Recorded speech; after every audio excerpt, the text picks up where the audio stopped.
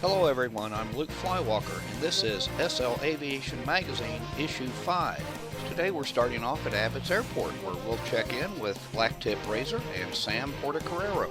When we're done there, we'll be stopping by the Second Life Marine Corps Naval Aircrew Candidate School. We got a lot to do, so let's get moving. Okay, I'm back at Abbott's again, one more time for a checkup here with Blacktip on the progress of the reconstruction. I'm here with Sam and Blacktip. So how you guys doing today? I'm doing pretty good. I'm just watching Sam because I got to keep the whip to him. Other Okay, than that, yeah. I'm fine. Well, Pretty good as good. well. Well, this place is looking pretty awesome. Blacktip, you want to tell us what's going on here?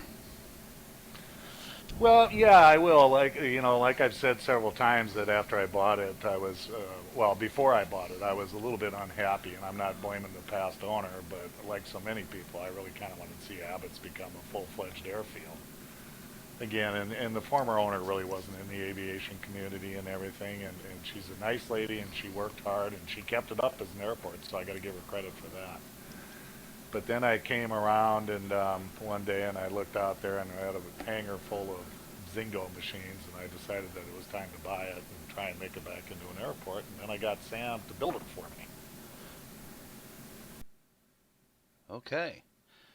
So what's the goal here? The ultimate goal is just to bring back an airport that's usable, that's, embodies a little bit of what QB did, but not recreate what he did. We don't want to copy him, so that's why we're not putting up the aerodrome the way it used to be. But we want to make something that everybody can use that will, be, I won't say a landmark, that's a bit egotistical, but be something that can stand the test of time for as long as we own it. And hopefully will be enjoyable for everybody to use. Okay. And a little bit just to add to that is that I think that once I asked Sam to start working on this, because I think Sam's got some really good ideas.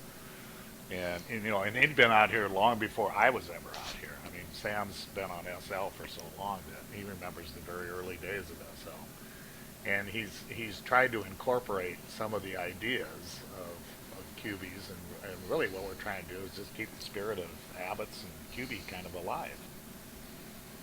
Yeah, that's good. Yeah, I've seen pretty much all versions of the aerodrome since roughly 2004. It's always been one of my favorite builds, so I do want to keep some of that alive. But like I said, I don't want to copy it. It doesn't deserve to be copied. It's you really can't do what somebody else has done as well as they've done it. So it's kind of our Right. own mark, but homage to him.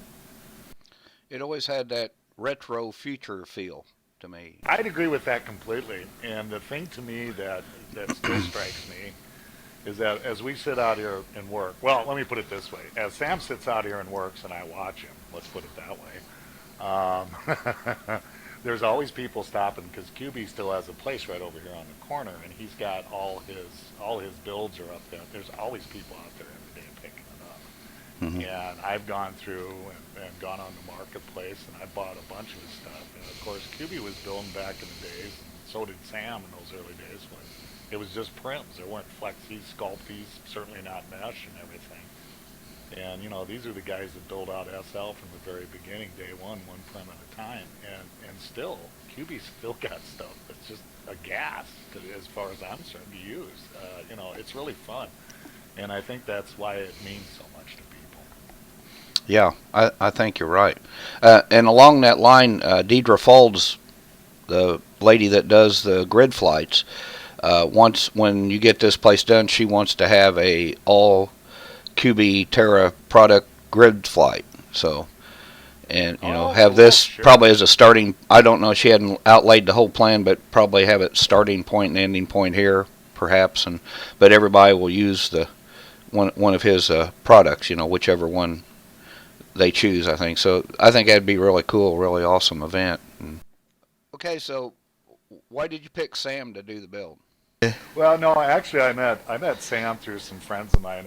Originally through some buddies of mine that run Velocity Aircraft, Goss Interland and Angus Chrome, And those guys knew Sam, and that was when a bunch of them used to hang out at the old SLIA airport. So I went out there, and that's how I first met Sam. And then I got to know him, but because we kind of hang around together, a bunch of us and stuff, and sit around and laugh and joke. And then I realized once I got to know Sam a little bit better about just how long he'd been out here. I found out he'd been a mole. I looked at some of the stuff that he's built over the years, and he built some really neat stuff. And when I started about this airport, I was thinking about it. And I had several people, a bunch of people in the aviation community volunteered to help.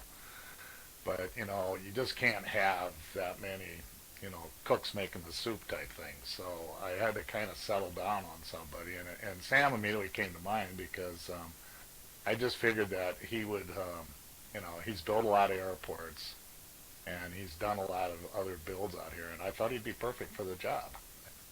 So far, it turned out right. What do you think, Sam? Brag yourself up. I'm actually quite glad to have the opportunity to work here.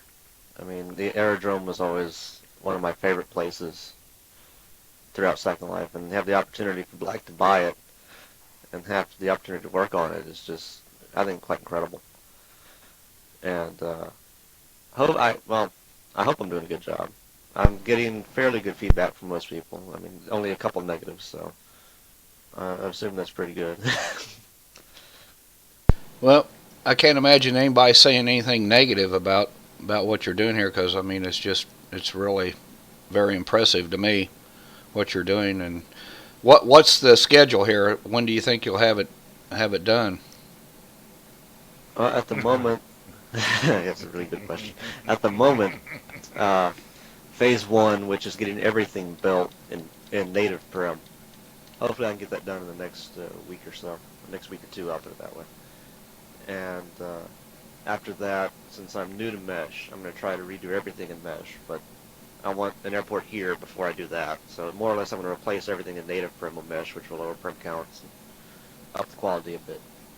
That I don't have an ETA for yet because I'm still learning mesh, but I want something here before I dive into that. There you have it. Abbott's under construction and about to open back up as one of the premier aviation sims in Second Life. We'll keep in touch with Blacktip and Sam and hopefully do a show from there when they have their grand opening. Now we're off to the SLMC Aircrew Training Center. This week I got to attend the Second Life Marine Corps Naval Aircrew Candidates School. Started working on a training film project there and got to see some really cool equipment demonstrated, and I'd like to share some of that with you, as well as tell you a little bit about the training center and their program there. The official title of the school is the SL Marine Corps Naval Aircrew Candidate School, or NACS, which falls under the command of Training Air Wing 3 of the SL Marine Corps.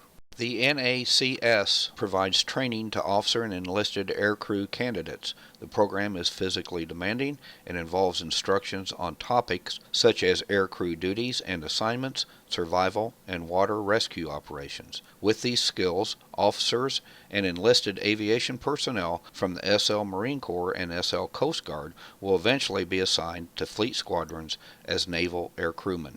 The school provides the foundation for all training in Naval and Marine Corps aviation for officer and enlisted aircrew personnel. Candidates gain a functional understanding of Naval and Marine Corps aviation programs, develop skills to enhance survival in aviation mishaps, and meet all initial survival training requirements. Currently, the instructor cadre include SL Marine and SL Coast Guard personnel training SL Marine Corps and SL Coast Guard and other military role-playing students. These students consist of enlisted and officer personnel enrolled in aircrew, aviator, survival, aviation safety, and crew resource management. Enlistment in the SL Marine Corps is strictly voluntary and open to anyone, although we do hold to strict real USMC standards. This also means members in uniform of the SLMC must be in human avi form. Applicants go through several interview boards. Prior real military service is not required, but those who claim it will be checked out thoroughly. Posing is strongly condemned, and those doing it will be exposed. Applicants who make it through the interview selection process will then attend a 6-week boot camp consisting of 1 hour each day with makeup times on weekends if they miss a day. Upon graduation from boot camp, the new Marine can choose to attend any of the schools that the SL Marine Corps has to offer, as well as schools the SL Coast Guard conducts. We work in conjunction with them as not to duplicate training. Now let's take a look at some of the clips that are going to be used in the upcoming training video.